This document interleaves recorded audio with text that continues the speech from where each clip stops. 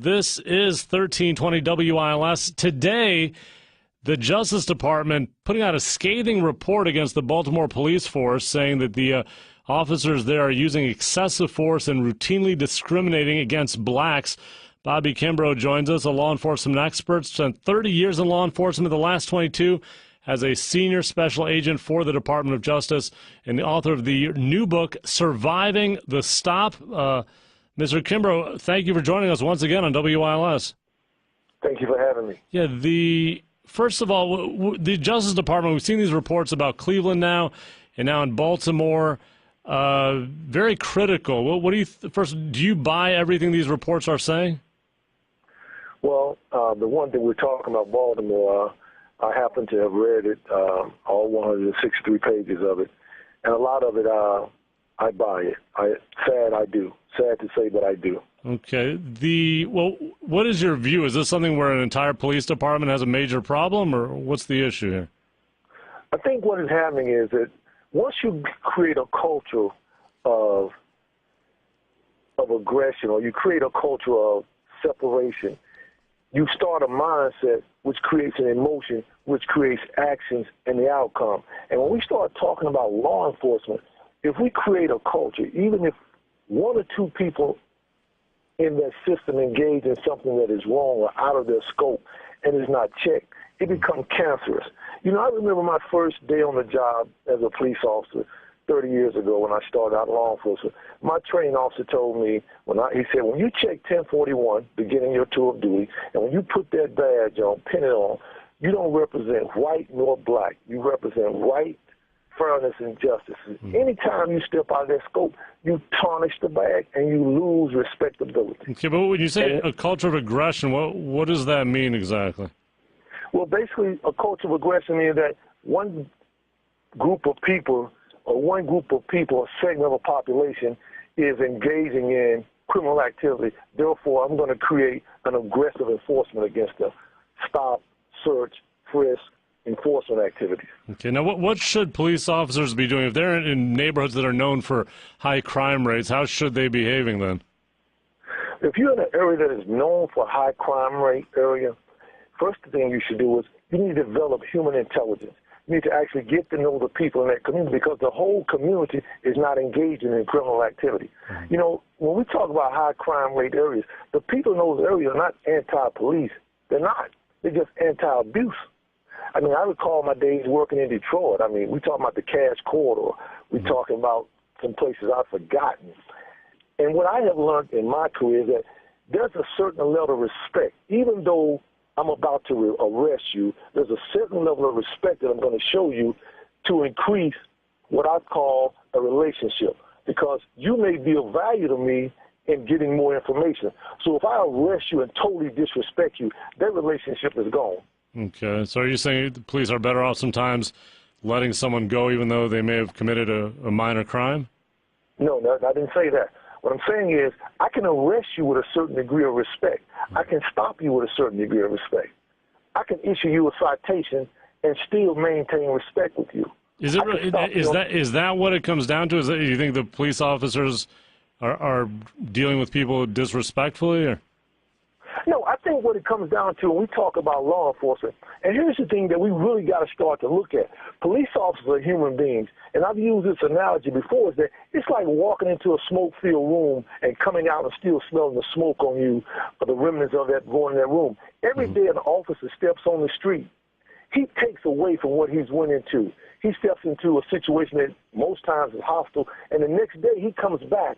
Every day he's building and changing. He's becoming callous. That's why we've got to go in and start training them. How do you train somebody not to become callous if that's what they're facing every day? Here's how you train them, is that you give them an avenue to have conversation, to have dialogue, to let them know that, guess what, even though you are hired to serve and protect, you're still a human being with emotions. And you've got to learn not to always disconnect. I've been guilty of that myself, of disconnecting, and you become disconnected to where all your friends probably work in law enforcement. Yeah. You see things totally different. I was having a conversation yesterday with somebody about home security, and they was like, that's overboard.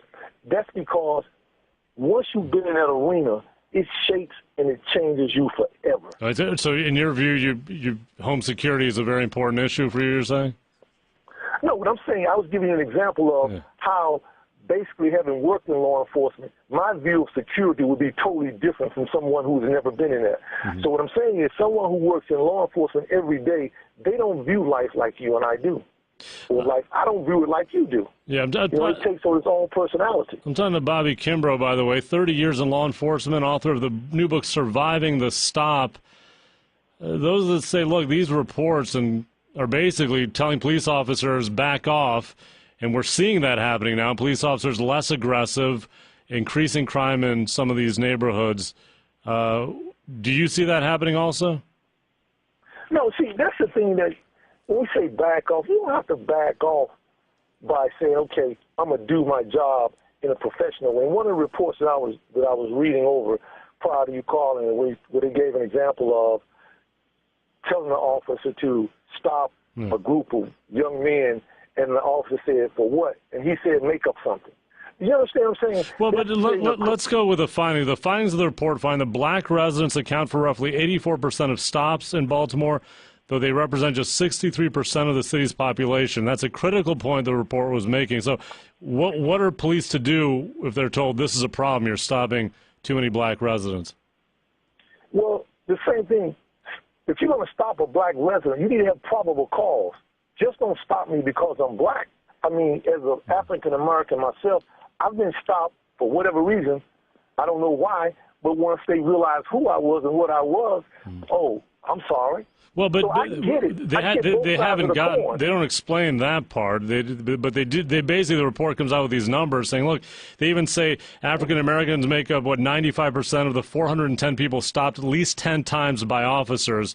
That number, I mean, is that something that tells us anything about the problem? The fact that they're stopping African Americans so often?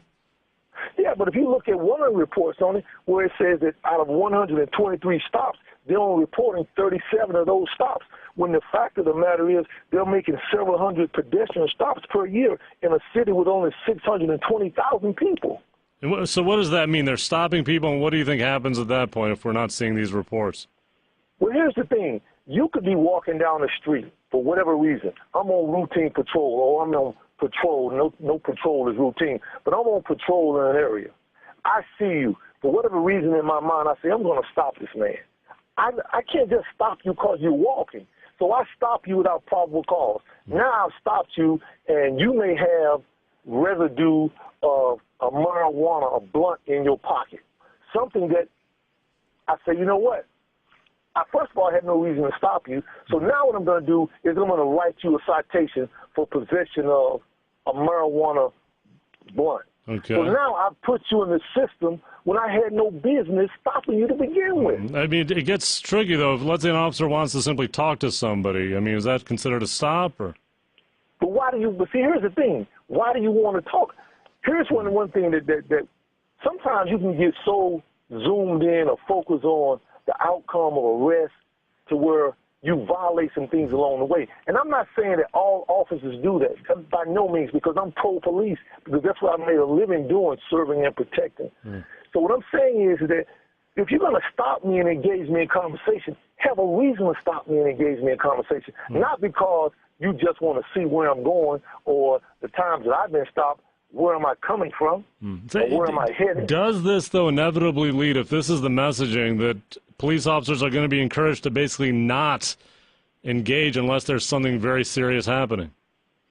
You know what I think, though? I think this right here should send a message that there is conversation, there's dialogue needed, and there's training, both in the community, both in partnering with the community, partnering with the police, and having real dialogue, because all of us come to the table with a sense degree of biasness. Anybody that tell you don't have any bias is lying to you. Fair enough, but when we're looking at the numbers, are they being told stop black residents less than you're doing now, do it less? Is that part of the message? No, I don't think they're being said. I don't know what they're being told by the commander, the police chief. I don't know what they're being told now. Well, because the report essentially insinuates they're doing it too often, is it not doing that? No, the way I took the report is, and it goes to, like I said earlier, is that two people can read and see the same event and come away with two different things based on their exposure and experiences. Based on my experience and my exposure from reading reports, DOJ reports, what I'm seeing is they're offering solutions based on the findings. And, you know, one of the hardest things to do is that as a human being, or even as an organization, it's hard to look at yourself and critically say, you know what, I need to improve in this area. I need to do this. And that's why we need dialogue, real conversations, and let's fix it. Because, you know what, at the end of the day, we're either going to stand together or fall together. Right. Tell me this, because I know you have several children. Would you encourage any of them to go into law enforcement today? I'll be honest with you. My son right now is a rising senior at Winston-Salem State. He wants to go into law enforcement. He wants to be an agent. And while I want to say, son, don't do that, go practice law or something else, I can't tell him no. You know why? Because I still believe it is one of the finest professions on the planet Earth. And it's not only one of the finest, but it's one that means something. Even though it's an unsung hero, and even though it's taking a lot of flack right now, a lot of heat, I still think it's one of the most valuable professions in our society. Okay, fair enough. But in terms of the actual job of being a police officer, would you recommend for someone to pursue this as a livelihood right now? I would. Okay. And even with all the criticism that they're getting now. Yeah, because law enforcement is a special type of individual. It's not like working at a salesman or something where you selling vehicles or you selling clothes, and at the end of the day you go home and you're just thinking about that. Mm-hmm. You're not worried about nobody running in there shooting up the place. You're not worried about somebody walking around with a target on your back. The stress, the pressure that comes with law enforcement. No, you're putting your life on the line. I've yet to see a Justice Department report, though, of any department that says, hey, these folks are doing a great job. Do you think the Justice Department's being overcritical here? I don't.